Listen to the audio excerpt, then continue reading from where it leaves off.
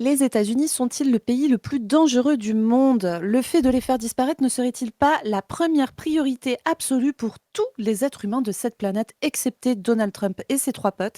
C'est la question que nous allons nous poser avec Chris aujourd'hui, car nous avons vu que juste après avoir décidé unilatéralement d'entrer dans le territoire du Venezuela, de bombarder des civils, d'aller kidnapper leur chef d'État et de le ramener chez eux pour le juger selon leurs règles à eux, hein, j'ai envie de dire, hey, let's go, ils font ce qu'ils veulent. Et ben là, ils viennent d'expliquer que après tout, ils ont aussi besoin du Groenland. Voilà, voilà. Donc, on va discuter des velléités expansionnistes des États-Unis, de leur rapport à leurs autres congénères humains. Chris, comment vas-tu? Es-tu prêt à ce que nous soyons états-unienophobes ensemble? Ça va, voilà, j'ai envie de dire la nouvelle année commence sur les chapeaux de roue anti-impérialistes. Voilà, donc l'anti-américanisme primaire. Tu te rappelles de ça, toi qui es jeune comme moi, ou vieille comme moi, je sais pas trop comment dire. Tu te rappelles en 2003, quand nous étions déjà des gauchistes, contrairement à certaines personnes de l'équipe, et que on se battait contre l'intervention en Irak. On avait toute une team, les Cohn-Bendit, les BHL, qui disaient ça, c'est de l'anti-américanisme primaire. BHL avait même dit que c'était de l'antisémitisme d'être anti-américain. Voilà, c'était il y a plus de 20 ans. Ça nous rajeunit pas, mais c'est intéressant parce qu'on revient à cette forme néoconservatrice très Bush, Trump étant pire que Bush. Donc oui, l'anti-américanisme, j'ai envie de dire, doit revenir et doit se remettre à la mode à gauche. Et c'est tout à fait légitime parce que là, vraiment, ce pays est vraiment en train de nous emmener à la guerre par son impérialisme forcené, type début du XXe siècle, doctrine Monroe, et autres impérialistes français ou de Grande-Bretagne de l'époque. Parfaitement, mon cher Chris. Alors, vous avez vu, on a sorti déjà 2 vidéos sur la situation au Venezuela suite à l'agression qui a eu lieu le 3 janvier. On a pu voir notamment la réaction indigne de nos dirigeants politiques français, hein, avec Macron qui a décidé de s'aplatir par terre, de lécher les chaussures de Trump et de lui demander: peux-tu m'uriner dessus, s'il te plaît? Ça me ferait très plaisir. Donc voilà, on a assisté à ça de manière un petit peu décontenancée, j'ai envie de dire. Il y a aussi notre ministre des Affaires étrangères, hein, qui a décidé de ramper comme ça et tout. Et puis, dans la foulée de ces événements incroyables, où on se dit: «Tiens, après tout, est-ce qu'on peut pas laisser, la plus grande puissance mondiale kidnapper des dirigeants de pays, souverains normalement?» Enfin bon, voilà. On se retrouve avec une certaine Karen Miller et nous allons en reparler un peu plus en détail, qui s'est mise à tweeter une image du Groenland avec un gros drapeau états-unien dessus en disant: «Soon». Donc bon, alors voilà, là, vous vous dites tout de suite: «Mais attendez, mais qui est Karen Miller? Pourquoi elle dit ça? Est-ce que c'est nouveau?» Alors on va vous expliquer un petit peu les bails entre le Groenland, donc le Danemark, et les États-Unis. Mais en fait, c'est pas une histoire du tout nouvelle. Ça fait déjà depuis 2019, hein, que Donald Trump dit que ça serait bien que ça soit eux, le Groenland. Voilà, ça serait bien que ça soit eux. C'est pas loin de chez eux. C'est surtout pas très loin de la Russie et de la Chine. Il y a des ressources à prendre, etc. Et comme les gars sont dans une volonté expansionniste, et ben écoutez, ils se déboutonnent là actuellement et ils font absolument ce qu'ils veulent. Et là, ce qui va être très intéressant à regarder, ça va être la réaction des Européens. Parce que là, clairement, c'est une attaque sur un territoire qui est rattaché au Danemark, un pays intégré à l'Union européenne. Et vous allez voir que autant quand ça vient de l'Est, les problèmes, c'est-à-dire la Chine essaye de vendre des trucs, la Russie fait tourner des drones autour d'un sous-marin au large de Brest pour regarder où il est. Ça, c'est très, très, très, très, très, très grave. Par contre, kidnapper un dirigeant sud-américain pour aller soi-disant le juger chez soi ou carrément expliquer qu'on va annexer une partie d'un territoire d'un pays de l'Union européenne, ça, visiblement, ce ne sont pas des casus belli, hein. Donc, on va pouvoir regarder ça d'un petit peu plus près. Et donc, on tombe sur cet incroyable tweet de Cathy Miller. Excusez-moi, j'ai dit Karen Miller. Alors, je crois que Karen Miller, ça doit être une marque de fringues ou un truc comme ça. Bref, excusez-moi. C'est mon absence de chromosome Y qui a pris le dessus, là, comme ça, tout d'un coup. Mais donc, c'est bien Cathy Miller. Et alors, vas-y, Chris, est-ce que tu as envie de nous expliquer qui est Cathy Miller? Est-ce que c'est une random meuf qui raconte n'importe quoi sur Internet ou est-ce qu'il y a un petit agenda politique bien compris derrière? Cathy Miller est une conseillère politique et elle est aussi la femme de Stephen Miller, qui est directeur de cabinet adjoint de la Maison Blanche. Donc Ah, c'est un peu genre le ah, Alexis Kohler, tu vois, adjoint de voilà donc le secrétariat ou général de c'est l'Élysée. le Emmanuel Macron quand on était sous François Hollande? Exactement, voilà. Donc, Cathy et Stephen Miller sont très intéressés par le Groenland depuis très très longtemps. Ils ont fait récemment, il y a quelques mois, un voyage là-bas. Enfin, c'est quelque chose de vraiment très important. Et le Groenland fait partie des premiers territoires revendiqués avec le Mexique, le Mexique carrément. Et donc, suite à ça, hein, et on l'avait dit nous dans nos précédentes vidéos, l'expansionnisme américain va continuer de perdurer et va leur donner des ailes. Vous avez vu qu'il a été capable d'exfiltrer Maduro assez facilement. Moi, je pense qu'il y avait une forme de complicité. Je pense que Maduro s'est rendu où il a été donné pour qu'il n'y ait aucun soldat ou aucun garde déclaré comme mort par les Vénézuéliens. S'il y avait eu du carnage, ça aurait forcément été un outil de propagande pour le peuple vénézuélien. Donc vraiment, il y a une forme d'opération de livraison de Maduro plutôt que de capture, mais il fallait quand même la force américaine. On verra ce que ça va donner. La vice-présidente Delcy ou l'état-major militaire va prendre la direction du pays ou ce sera quelqu'un des Américains. En tout cas, c'est très très compliqué. Là, imagine le Groenland. Bon, c'est 56 000 habitants. C'est un territoire déjà autonomisé par rapport au Groenland depuis presque 20 ans maintenant, depuis le référendum de 2008. Donc, s'ils le veulent, ça va pas prendre très longtemps. Alors, ce qui est intéressant, c'est que c'est, par contre, en revanche, un territoire de l'OTAN et le Danemark, un territoire européen. Donc, c'est quand même une autre forme d'expansion et sur une autre zone, une autre sphère d'influence qui, normalement, est beaucoup plus vassalisée, beaucoup plus respectée par les Américains que l'Amérique du Sud, qu'ils piétinent depuis 150 ans. Et là, tu vois, c'est pour ça que ce que tu dis, c'est intéressant. Ça va être de voir la différence de traitement entre un territoire européen et un territoire sud-américain. Là, tu parlais des images de Maduro et tout. On en a parlé ensemble, Chris, en off, mais moi, le parallèle avec Saddam Hussein, je le trouve hallucinant, quoi. Que ce soit dans la mise en scène des photos de lui, mal rasé, etc. Ou même, tu sais, dans l'utilisation de vidéos de propagande, là, sur Twitter, on est inondé de vidéos qui nous sont présentées comme des scènes de liesse, tu sais, dans les rues de Caracas, etc. Et en fait, tu te rends compte que soit c'est des vidéos qui datent d'il y a plusieurs années, soit c'est des vidéos qui n'ont pas du tout lieu à Caracas, mais qui sont à Buenos Aires ou à d'autres endroits d'Amérique latine, notamment sous des régimes beaucoup plus droitiers que le régime vénézuélien. Et tu vois vraiment la force de la propagande de guerre pro-états-unienne, la force qu'elle a chez nous, en France, et comment ces relais sont clairement des relais de droite et d'extrême droite ici en France, et pas que, mais en grande partie. C'est très impressionnant, je trouve, ce parallèle entre les deux. Excuse, j'ai fait une petite parenthèse. Non, mais t'as raison, c'est pour ça qu'en plus on en parlait tout à l'heure de 2003, parce que c'est vraiment un retour à ça. Le néoconservatisme avait un aspect quand même, c'est pour ça que les démocrates ont continué, un aspect, l'axe du mal. C'était pour prévenir le terrorisme, etc. La France s'est embarquée dedans après les attentats de 2015, tu vois. Il y avait une forme de raison de prévenir la sécurité du monde. Trump en a rien à foutre, tu vois, je veux dire, il est vraiment rentré dans un impérialisme.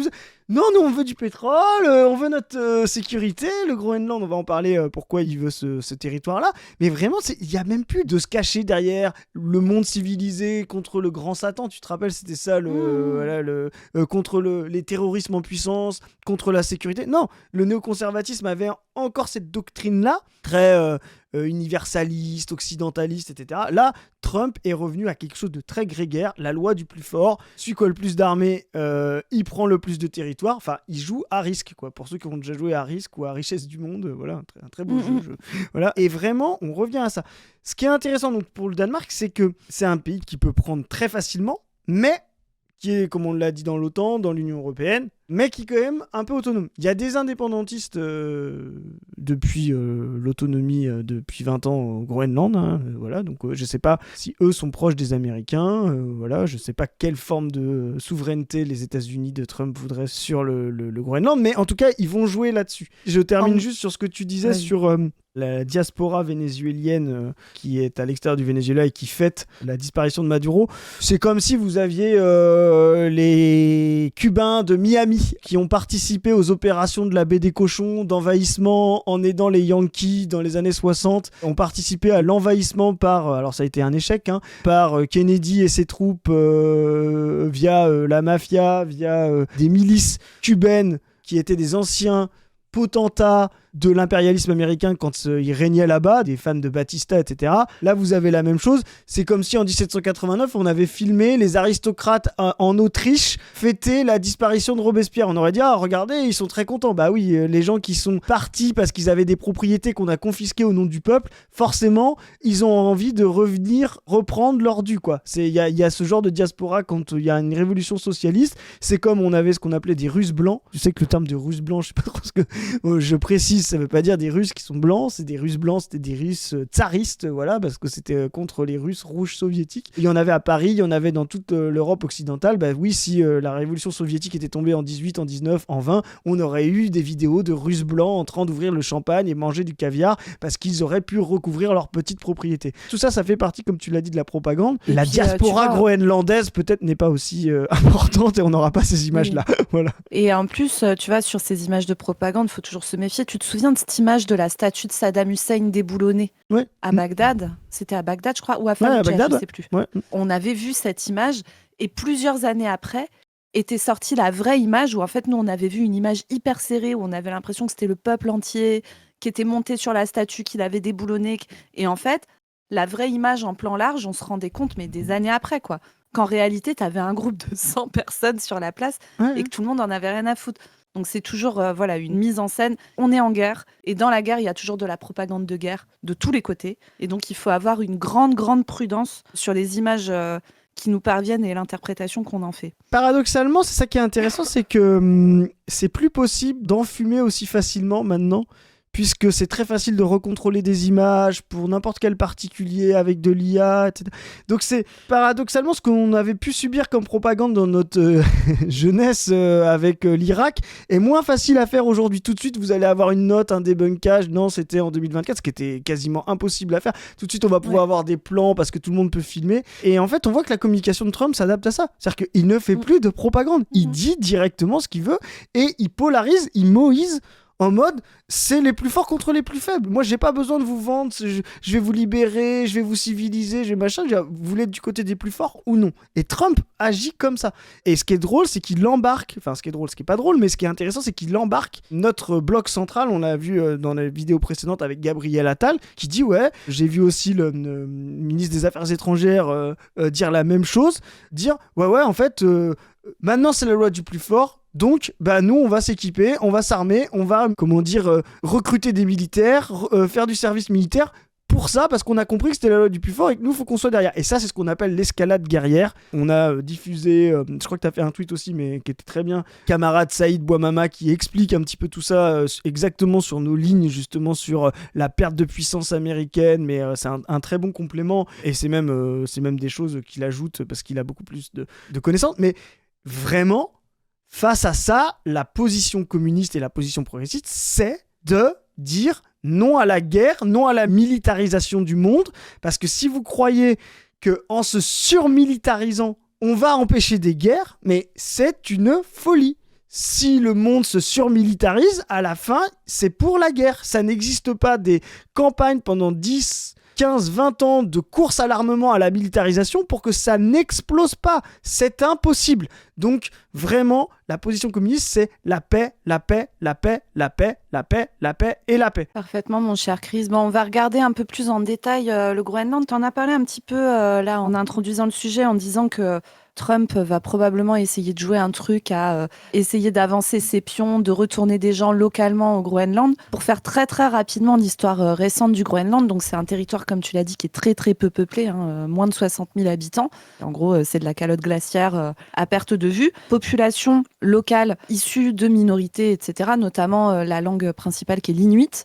Et puis quand même une histoire avec le Danemark un petit peu hardcore, rappelons quand même. Dans les années 60, il y a une politique danoise qui pousse à moderniser, etc.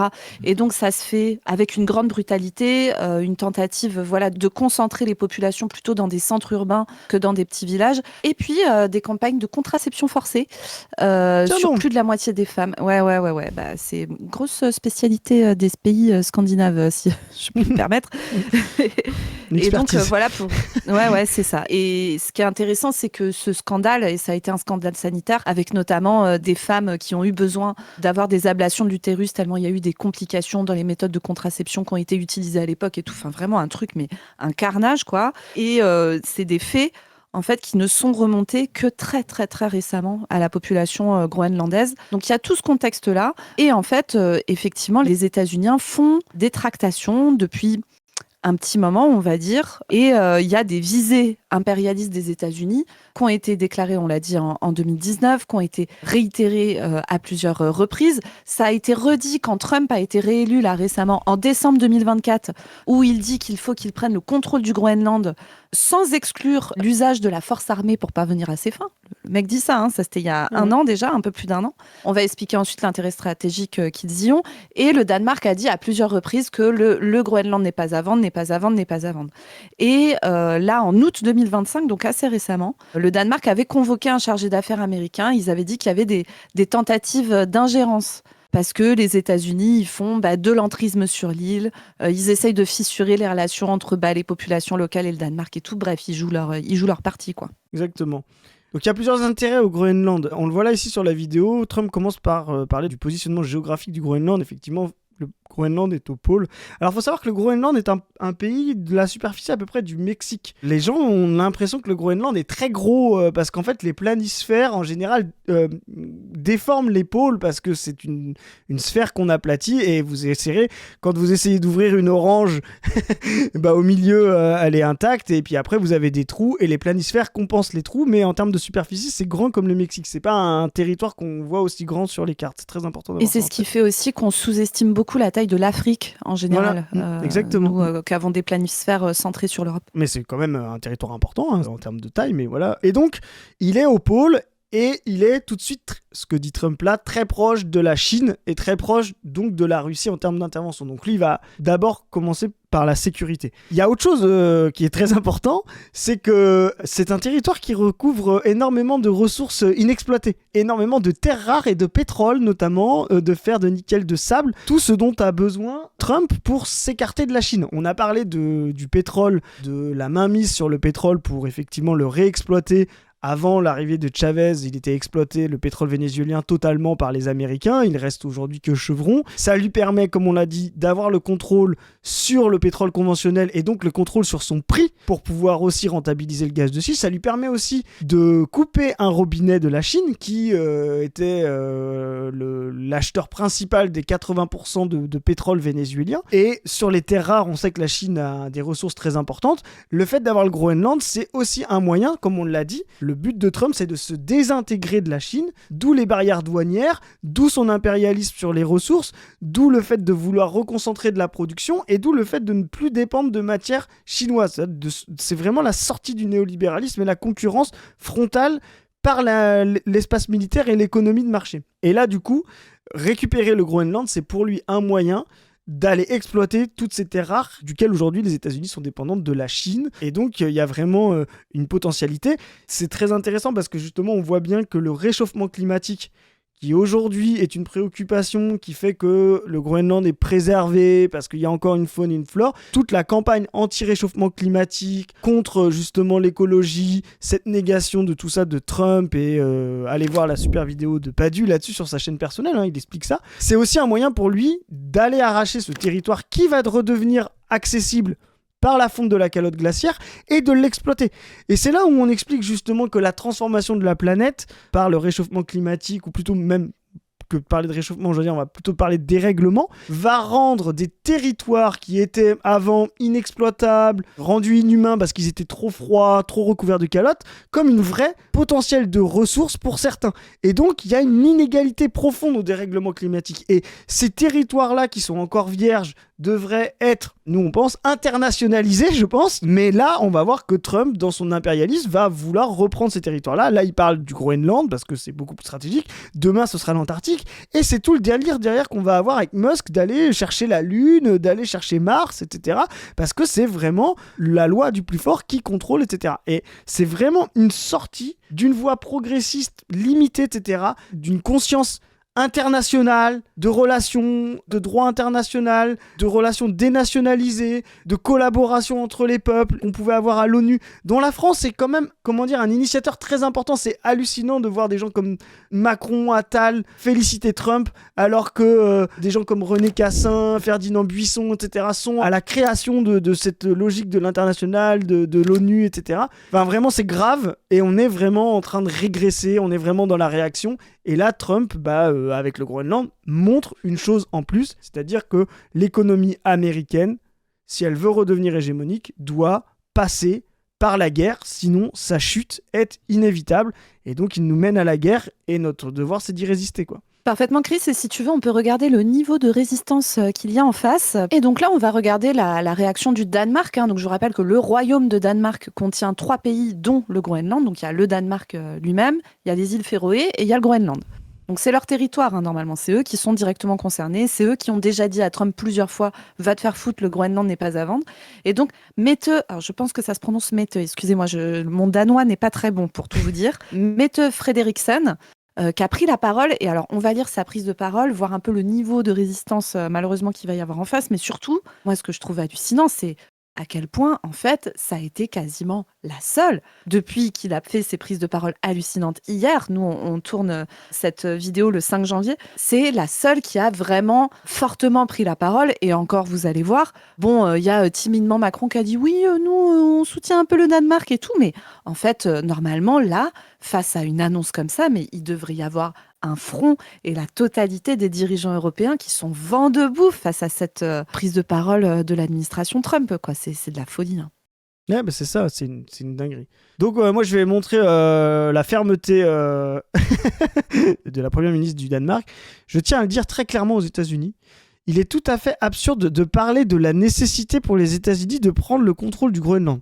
Alors vraiment là, commencer par ça, c'est s'il y a, tu vois, là c'est n'importe quoi, c'est que s'il y a bien un truc qui est pas absurde, c'est le côté stratégique du Groenland pour les États-Unis, tu vois.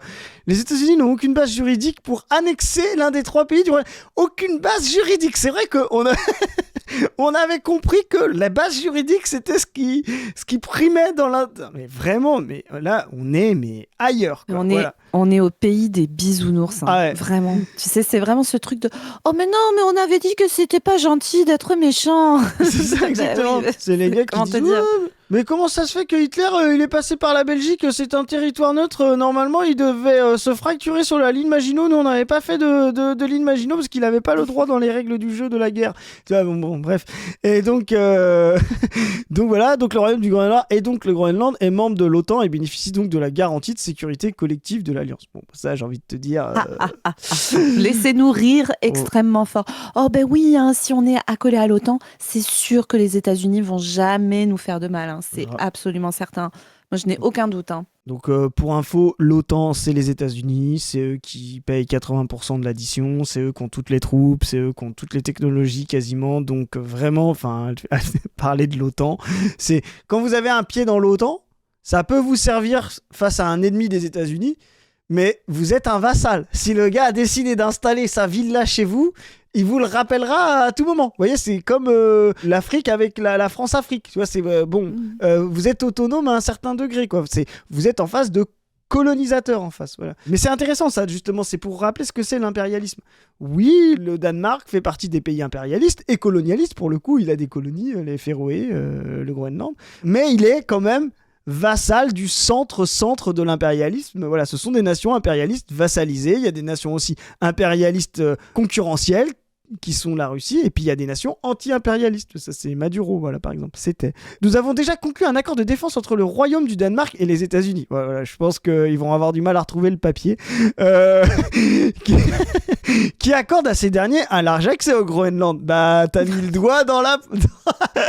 Je comprends pas. On avait baissé notre slip jusqu'à mi-cuisse et maintenant il veut qu'on le baisse jusqu'aux chevilles. Mais c'est quoi cette histoire? C'est ça, exactement. Non, mais c'est trop mignon en vrai, hein. Les enjeux seraient pas aussi terrifiants. Ça serait mignon. Voilà. Et donc, le Royaume a réalisé d'importants investissements dans la sécurité de l'Arctique. Ouais, d'accord, mais face aux États-Unis, je pense que ça va être compliqué. J'exhorte donc vivement les États-Unis à cesser leur menace contre un allié historique proche. Un allié. Non. Tu n'es pas son allié, tu es sa chose. Voilà, exactement. Et contre un pays et un autre peuple qui ont clairement déclaré qu'ils n'étaient pas à vendre. Alors, pareil, qu'on t'achète le Groenland, comment c'est Metteux, c'est ce qui peut t'arriver de mieux. Parce que, au pire, tu vois, ils vont venir et t'enverras tes petits bras. Donc voilà, mais c'est vraiment... Là, ce qui est significatif, c'est qu'on essaye de prendre un peu de drôlerie, de rigueur, enfin... tout en étant rigoureux là-dessus, mais vous voyez, elle n'a pas compris le changement. Ouais. Elle n'a pas compris le changement de face du libéralisme avec Trump. Elle n'a pas compris le changement par rapport au droit international, par rapport au néoconservatisme et par rapport aux démocrates. Voilà. Le néolibéralisme est fini. On revient à du libéralisme concurrentiel, alors plus entre nations, mais entre empires, on va dire. Voilà. Et, ultra violent, ultra impérialiste, ultra expansionniste, et le Danemark croit qu'il est encore dans les années 90, quoi. Et donc, vraiment, c'est complètement hallucinant comme déclaration, quoi. On vous fait un petit ajout à cette vidéo car quelques heures après qu'on ait tourné le rush, je suis tombée sur un message de Björk, Björk qui est islandaise, comme vous le savez peut-être, une chanteuse voilà, mondialement connue. Et je trouve que son message est très intéressant pour parler du Groenland. Et donc, on va vous l'afficher à l'écran. Regardez, Chris vous le met. Elle a publié ce message en anglais. Et donc, moi, je vais vous le lire en français. En traduction simultanée, comme on dit dans le monde de l'audiovisuel. Exactement. Voilà. Je souhaite à tous les Groenlandais courage dans leur lutte pour l'indépendance. Les Islandais sont extrêmement soulagés d'avoir réussi à se libérer du joug danois en 1944. Nous n'avons pas perdu notre langue. Mes enfants parleraient danois maintenant. Et j'ai ressenti une profonde sympathie pour les Groenlandais à plusieurs reprises. Notamment lorsque l'affaire de la contraception forcée a été soulevée, où 4500 filles, dont certaines seulement âgées de 12 ans, ont reçu un stérilet à leur insu entre 1966 et 1970. Donc ça, c'est ce qu'on vous disait juste avant, c'est une affaire de stérilisation forcée qui a été sortie en fait très très très récemment. Björk link notamment un article du Guardian. Et alors, comment dire, c'est une grande spécialité au XXe siècle d'avoir vu ça. Alors, on l'a vu avant, mais c'est des trucs très fréquents et qu'on a vu dans toutes les puissances coloniales et ségrégatives. On l'a aussi vu, une affaire qui est très connue qui concerne la France, c'est à La Réunion, où des femmes réunionnaises ont été stérilisées de force par l'État colonial français. Et puis aussi très récemment, Chris, tu connais peut-être un peu ces histoires, mais de stérilisation forcée, notamment en Alabama, tu sais, de femmes noires qui avaient été stérilisées. Et là, on parle de la deuxième moitié du XXe siècle. Là, on ne parle pas de trucs qui datent d'il y a si longtemps. L'Alabama, je crois que c'était dans les années 60. Après la guerre, c'était vraiment des méthodes...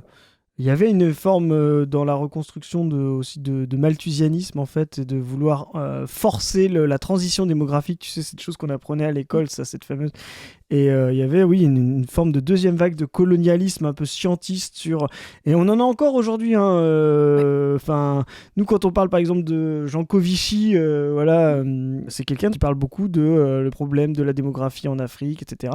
Alors qu'en fait, on sait que la transition démographique s'est faite dans les pays occidentaux, non pas par la supériorité des peuples européens, etc., mais par des conditions matérielles concrètes. Et donc, l'accès à un certain niveau de confort, l'accès à une reproduction du travail hors foyer, l'accès au salariat généralisé, et pas simplement par de la stérilisation. Mais oui, c'est quelque chose qui a existé, et il faut être très vigilant. Je trouve que son message, il est très important, parce que ça me surprendrait pas que des transhumanistes réacs comme Elon Musk ou comme en France, on en a un bon exemple, allez voir la capsule là-dessus, c'est Laurent Alexandre, serait pour des nouvelles stérilisations forcées en Asie et en Afrique. Voilà. Et après, même, je vais pousser le truc, mais même dans certains discours écoloréacs aussi, tu sais, sur le truc de faire des enfants, c'est un problème en soi, etc., très malthusien. C'est vraiment des discours qui ouvrent la porte au fait de choisir quels sont les types de femmes qui doivent se reproduire ou pas et combien, quoi. Donc, c'est toujours des discours très, très, on va dire, border. Et donc, Björk suprémaciste, en vrai. Oui, carrément. Carrément. Björk continue, a dit « 4500 filles âgées de seulement 12 ans ont été équipées. Ils ont mon âge ou sont plus jeunes, sans enfants. Et aujourd'hui encore, les Danois traitent les Groenlandais comme des êtres humains de seconde zone. Retirer les enfants à leurs parents en 2025. » Ça, c'est des choses, vraiment, c'est l'histoire coloniale qui est jalonnée de ces trucs-là. Il y a eu aussi des scandales sur les populations aborigènes en Australie, tu sais, d'enfants pris à leur famille, placés de force, etc. Enfin, c'est des trucs d'une brutalité sans nom, quoi. Le colonialisme m'a maintes fois donné des frissons d'horreur dans le dos. Et la possibilité que mes compatriotes groenlandais passent d'un colonisateur cruel à un autre est trop brutale pour être imaginée. Alors, attention, mon islandais n'est pas très bon. Ur oskuni i eldin, donc j'ai regardé, ça veut dire descendre au feu, comme on dit en islandais. Chers Groenlandais, déclarez l'indépendance, les vœux de sympathie de vos voisins, chaleur, Björk. Franchement, je trouve que son message est très fort parce que ça raconte ce que c'est que la brutalité de la colonisation. Et c'est vrai qu'on parle rarement de la colonisation qu'il y a eu sur les peuples du Grand Nord, sur les peuples inuits, sur les autres peuples, tu sais, notamment du nord du Canada, au Québec. Il y a une grande histoire, tu sais, de ségrégation de ces peuples-là. Encore aujourd'hui, hein, d'ailleurs, avec beaucoup de, voilà, de racisme hein, à leur encontre. Ouais, et puis en plus, c'est des Et peuples qui ont été, tu sais, qui sont au cœur de la mythologie libérale, tu sais, des Hurons, du bon sauvage, etc. Il y a c'est une ça. phrase très importante de Locke, philosophe libéral anglais, qui disait au commencement du monde, la Terre était l'Amérique. C'était pour eux, en fait, c'était de dire quand le monde a commencé, la genèse, tu vois, ils sont encore très portés là-dessus. La sauvagerie, c'était l'Amérique, alors qu'il y avait déjà une forme de suprémacisme et de violence sur cette humanité-là. Et elle le dit bien, de seconde zone.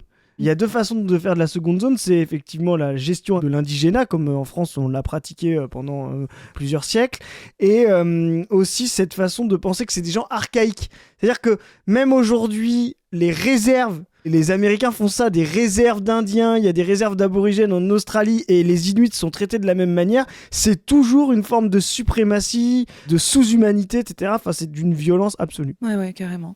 Et donc là, elle le dit bien, hein, passer d'un colonisateur à un autre, parce que c'est ça la discussion qui est en jeu. Effectivement, c'est terrifiant.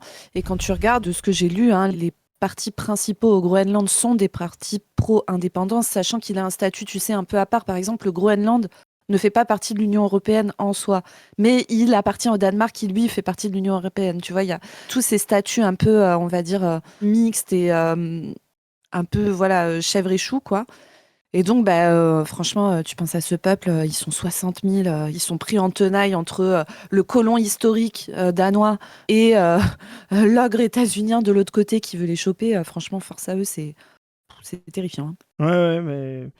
Et c'est là où justement l'anti-impérialisme, ce qu'on disait précédemment, doit se battre pour en faire une forme de dénationalisation du monde avec un maximum d'autonomie des peuples, d'indépendance des peuples, etc. Et le meilleur moyen de contrer l'impérialisme de Trump, c'est sûrement pas de laisser les Danois décider du Groenland, c'est de pousser à l'autonomie du peuple groenlandais, autonome des Américains et autonome de l'OTAN et du Danemark et de l'UE, quoi. Bien sûr, et puis voilà, hein, force à tous les peuples en lutte contre les colons et l'exploitation de leurs ressources et de leur peuple.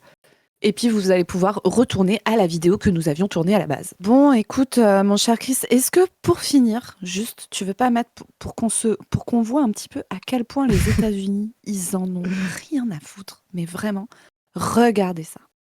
Ça a été publié sur le compte Twitter de la Maison Blanche, les amis. C'est-à-dire, c'est pas un droitard états-unien débile fan de Trump qui a fait ça. Et donc, regardez, vous avez Donald Trump en noir et blanc avec un mec du FBI à l'arrière, avec une oreillette et des lunettes noires et tout, et écrit FAFO. Donc alors FAFO, je vous le dis, ça veut dire fuck around and find out. En gros, ça veut dire si tu me cherches, tu me trouves. Je vais le dire. Ouais, c'est un peu ça. Je vais le dire comme ça. Ouais, ça veut dire si tu fais de la merde, je te défonce, quoi. C'est ça que ça veut dire. Hein. Ouais, c'est ça. Et là, c'est la Maison Blanche qui tweet ça, les amis. Hein. Les mecs en ont plus rien à foutre. Et donc moi, je ne comprends pas. Je te le dis sincèrement, hein, Chris. Je n'attends rien de Macron, mais vraiment la réaction qu'il y a eu après l'agression au Venezuela et le kidnapping du chef de l'État vénézuélien, la réaction de Macron, quand t'es face à un mec comme ça, qui va nous rouler dessus, d'accord. Quand je vois l'extrême droite française, les CNAFO, les machins, les Damien Rieu, les trucs et tout, qui relaient la propagande états-unienne, qui sont là à sucer les prises de décision états-uniennes, mais vraiment, je vais leur dire comme quand ils se sont réjouis de la réélection de Trump en 2024. Vous passez votre temps à dire aux gens chicken for KFC, mais c'est vous, le putain de poulet dans la bouche des Américains. Sérieusement, ces gens nous veulent du mal, d'accord? Pas parce qu'ils sont profondément méchants, mais parce qu'ils sont dans leur vision impérialiste, expansionniste. Ils vont rouler sur tous les gens qui sont sur leur passage. Et dans leur plan, mais nous, les Européens, mais autant vous dire, parce que, tu sais, nous, on a vraiment cette espèce de truc, Chris, je pense, en Europe, de se dire, nous, on n'est pas comme ces peuples de merde du Moyen-Orient ou d'Amérique latine, tu sais. Nous, on est quand même, on est l'Europe, quoi, c'est bon. Mais non, les gars, nous sommes des petites merdes comme les autres. Nous sommes des petites merdes comme les autres. Et vous avez ce gars-là et toute son administration, parce que c'est pareil, il ne faut pas personnaliser, c'est pas Trump, hein. c'est les États-Unis et la logique de la politique états-unienne. Vraiment, retournez voir ce que Saïd Bouamama explique sur ce qu'ils publient, c'est-à-dire qu'ils expliquent ce qu'ils vont faire sur leur stratégie de défense, etc. Nous sommes un petit caillou sur leur chemin. Ils vont nous rouler dessus sans aucune difficulté. Vraiment, Macron et l'administration Macron, vous sucez à perte, les gars. Clairement, hein, c'est scandaleux de voir cette attitude. Alors que là, vraiment, c'est le moment de construire une unité, de lutter pour la paix et de voir un petit peu le monde qu'on est en train de nous préparer là, avec les États-Unis complètement zinzin qui essayent de garder leur hégémonie, quoi. Il y a deux solutions, hein. En plus, c'est intéressant ce que tu dis parce que le fait qu'ils le disent, on est vraiment dans les années 30 avec les fascistes et Hitler, c'est-à-dire qui explicitaient clairement, il y avait tout dans Mein Kampf, etc., qui explicitaient clairement ce qu'était le projet. Les gens se sont dit oui, mais ça c'est pour les masses. Quand ils seront au pouvoir, nous les bourgeois, bien pensants, on va les remettre et puis ils vont se mettre d'accord, ils vont s'embourgeoiser et puis ils vont aligner. Non. Les fascistes ont un agenda et ils vont le dérouler. Et ils rouleront sur les bourgeoisies progressistes comme que vous soyez bourgeois, comme ils rouleront sur les prolétaires, etc. Là, on est vraiment du côté de la force. Moi, je trouve que l'image, elle est saisissante. T'as le slogan, mais l'image est saisissante. On est sur l'image d'un mafieux, de la force absolue. Et là, il dit, soit vous êtes avec moi dans mon équipe et vous serez soumis, mais vous serez du côté de la force, voilà. C'est ce que, comme tu dis, les traîtres à la... En fait, c'est des traîtres à la patrie, les Julien Audoul, là, les Damien Rieu, etc. C'est des types comme Maurras, tu vois, qui se disent anti-germains toute leur vie. Et quand, en 1940, les Allemands, avec leur puissance, passent la frontière, ils appellent ça une divine surprise. C'est des gens qui sont toujours du côté du plus fort, surtout si le plus fort n'est pas dans leur pays. Donc, c'est un patriotisme en carton. Il n'y a pas 36 solutions. Soit vous vous soumettez à cette règle, ce que sont en train de faire nos bourgeoisies européennes, Kerstheimer, Macron, etc. Et donc, c'est l'escalade et à la fin, ce sera la guerre. Soit on rentre dans une politique anti-impérialiste, voilà. On refuse ça. On propose en face une collaboration des peuples, un retournement d'alliance avec la Chine, avec les pays socialistes ou sur la voie du socialisme en Amérique du Sud, la Colombie, le Venezuela, Cuba, le Mexique aujourd'hui. Voilà, il n'y a pas d'autre solution, il n'y a pas de troisième voie possible. La voie du droit international mérite en face une alliance avec une certaine force anti-impérialiste. Si vous croyez au droit international sans rompre avec l'OTAN et l'UE, vous êtes un tartuffe, vous êtes soit un idiot, soit vous serez un collabo de fait. Si vous croyez pouvoir faire le droit international avec Trump, c'est bidon. Voilà. Donc, si vous pensez le droit international, il faut retourner l'alliance, aller vers les pays qui veulent sortir du capitalisme, qui veulent sortir de la concurrence à tout prix, qui veulent sortir de la loi du plus fort, de la privatisation. Parce qu'à la fin, n'oubliez pas, cette loi du plus fort est une loi de la pénurie, de la priorité sur les ressources, de la concurrence et de la violence libérale capitaliste. C'est son émanation, ce n'est pas un nouveau mode de production, c'est juste une phase beaucoup plus agressive, archaïque et violente qu'il faut à tout prix empêcher. Parfaitement, mon Chris. Bon, les amis, écoutez, sur ce, on va continuer de suivre de près les dossiers internationaux qu'il y a actuellement, car l'année 2026 risque d'être riche, n'est-ce pas? Vous pouvez vous abonner à cette chaîne, vous pouvez nous soutenir sur notre Tipeee. Sachez que avec l'argent du Tipeee, nous finançons le fonctionnement habituel de l'assaut, mais aussi des gros projets sur 2026, et notamment des projets, on ne peut pas encore vous en parler en détail, mais qui ont un gros lien avec tout ce dont nous sommes en train de parler actuellement, l'anti-impérialisme, etc. Comme quoi nous avions eu du nez fin 2025 quand on a décidé de lancer ces choses-là. On a très hâte de pouvoir vous expliquer tout ça, mais tout ça nous demande des financements et donc merci beaucoup à tous ceux qui participent. Je vous invite très fort à aller voir le dernier entretien qui est paru sur la chaîne On ne veut plus, entretien avec Soha qui est un militant communiste malgache, le camarade qui nous explique un petit peu les mobilisations qu'il y a eu à Madagascar en septembre-octobre dernier 2025 qui ont donné lieu à la démission du président. Comment ça se passe, comment s'organise le mouvement social, comment se construisent actuellement des mouvements communistes à Madagascar.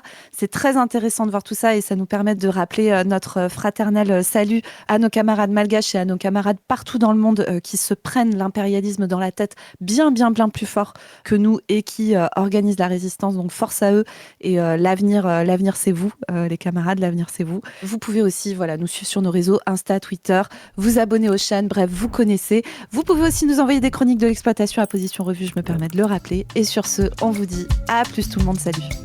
Salut les gens. Salut.